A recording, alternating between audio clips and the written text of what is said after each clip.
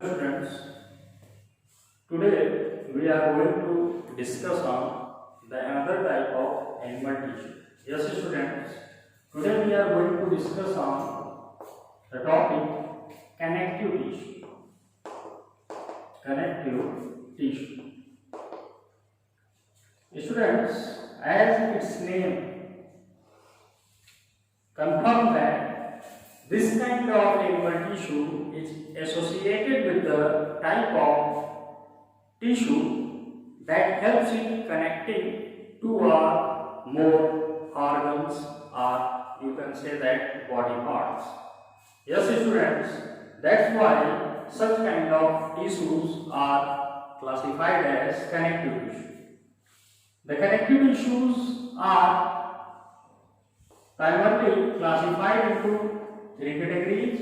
What are these? Just look at here. The first one is connective tissue proper. Connective tissue proper. The second one is the skeleton tissue. The skeleton tissue. And the third one is the vascular tissue. Yes, students, the vascular tissue. In the previous schematic classification, the vascular tissue is stripped off. Now here I will mention also the vascular tissue. The connective tissue proper is further divided into following parts. Let us see. The first one is areolar connective tissue. Areolar connective tissue are loose connective tissue. Yes, students, it is also known to be loose connective tissue because their cytoplasmic matrix is very loosely packed, and the cells and different types of fibers are arranged in their matrix is such like that, bearing amorphous structure. That's why this is called areolar loose connective tissue. Loose connective tissue. Another type of the connective tissue proper is the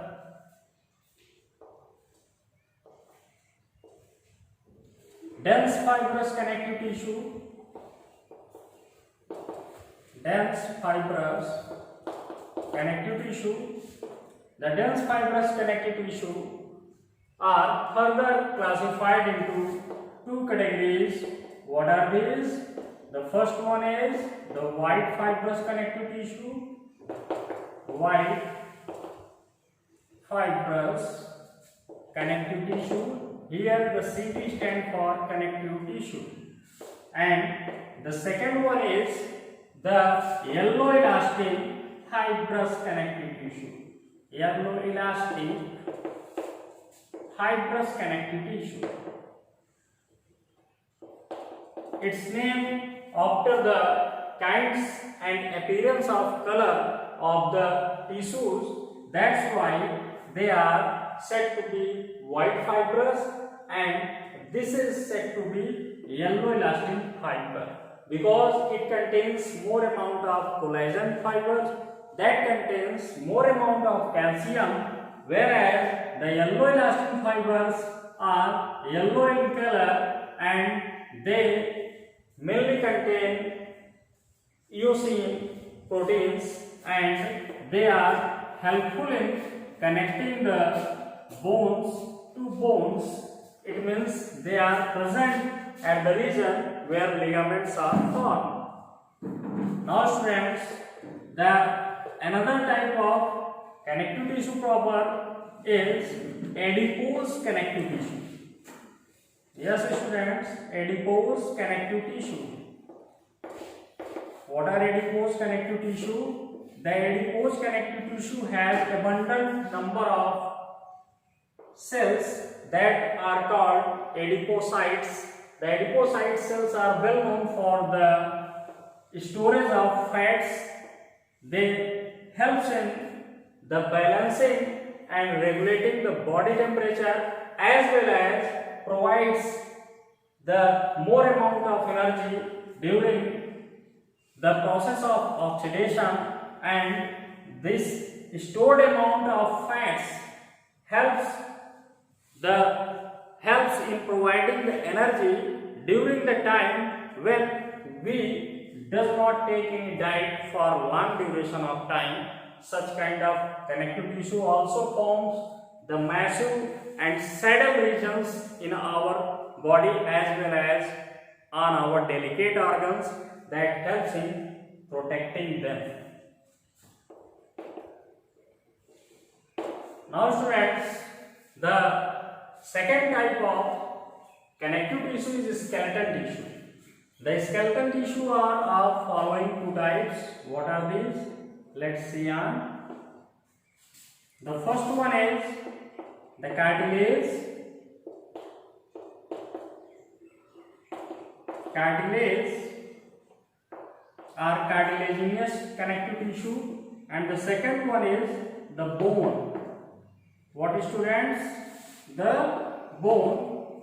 Bone is the another kind of connective tissue. The cartilages are further classified into following three groups. What are these? The first one is hyaline cartilage. Hyaline cartilage. The second one is dense fibrous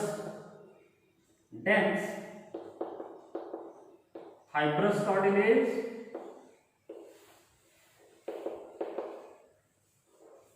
And the third one is the elastic or yellow elastic fibrous cartilage.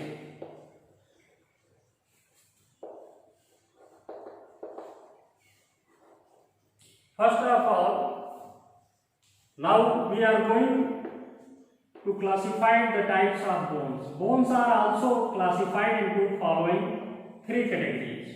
What are these? The first one is investing or membranous bone.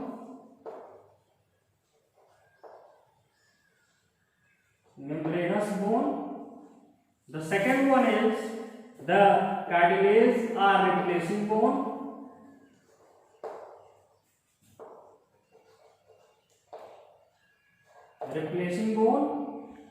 And the third one is sesamoid bone. Now students, we are going to discuss about the vascular tissue. What are vascular tissue? The vascular tissues are the kind of tissues, they are forms of fluid-like structures. Yes students, their matrix is not amorphous and they are totally loose. That's why such type of tissues has ability to flow inside the vessels. Yes students, on this basis the vascular tissues are classified into two categories. What are these? The first one is blood and second one is lymph. Yes students, blood and lymph both are the kind of fluid connective tissue because they are flowing inside the blood vessels.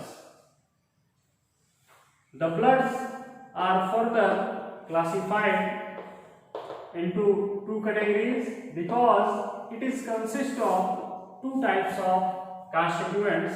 The first one is plasma, and the second one is blood capsules or cells. there are three types of blood capsules are found in the blood. What are these? The first one is erythrocyte, and it is also known as RBCs. It means red blood corpuscles. The second one is WBCs, or you can say that leukocytes. The term leuko means white and cyte means cell, and in abbreviation it is said to be WBCs. WBCs further classified into two categories. We will mention ahead on the basis of presence of granulocytes and non-granulocyte cells. The granulocytes are of three types: eosinophils, basophils and neutrophils, whereas the non-granulated type of WBCs are of two types: monocytes and lymphocytes. I will mention ahead. Now the third type of the blood capsules or blood cells is thrombocytes. Yes students, thrombocytes, and this is very commonly known by the name of platelets. Yes students, platelets. Platelets, due to presence of thrombin protein, these are called thrombocytes. They are known for the formation of blood clotting, as well as they are responsible for the formation of antibodies to provide immune system. Now students, lymph are the kind of fluid connective tissue which are just like to the plasma of the blood. They only flow in the lymph vessel or lymphatic vessels and forming nodes like structure that are called lymph nodes. If we are talking about, then the tonsil is an example of lymphatic node, and it is also known as lymph gland. Likewise, if we taking more example of lymph gland, then spleen is also a best example of lymph gland. Now students, here I am going to describe the diagrammatic representation of the connective tissue proper. Yes students, the connective tissue proper.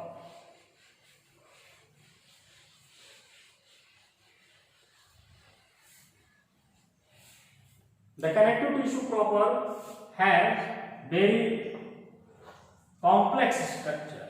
Yes students, it has very complex structure due to presence of various types of cells and fibrous collagen fibers as well as yellow elastin fibers. Such type of cells are present in the matrix of the connective tissue proper, like adipocyte cells, the mast cells, the monocyte cells. This is the nucleus of the mast cells. The mast cells are generally found inside the kind of the regions that is massive. For example, the cheek. Cheek is the massive region where the more number of mast cells are present. Whereas if you are talking about the belly, it means in our stomach there is presence of the more amount of adipocytes. It means the fat cells. That's why the more concentration of the fat is mainly found in the region of thigh as well as belly.